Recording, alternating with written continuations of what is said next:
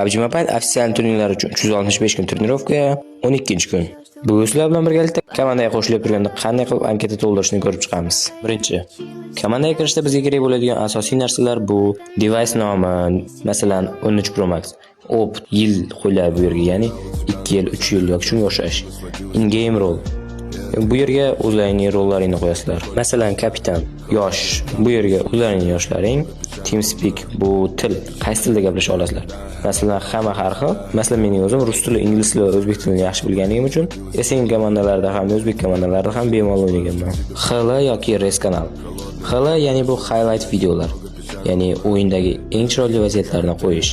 Res kanal esa bu mana bunga o'xshagan rasmlar tashlanadigan kanal, ya'ni rezultat. Extreme sizlar o'ynagan komandalaring. Masalan, men o'zim Cerberus, Exclusive Absolute, Classic Esports, M417 va shunga o'xshash komandalarda o'ynaganman. Qo'shimchaga sizlar o'zlaring xohlagan narsalarni yozishlaringiz mumkin. Masalan, komandaning CEO va menejer bo'lishi shart, ZP kerak menga. Shu va shunga o'xshash. Agarda reklaringdan chiqishimni xohlasalaring, videoga obuna bo'lib, kanalga like bosishni unutmang.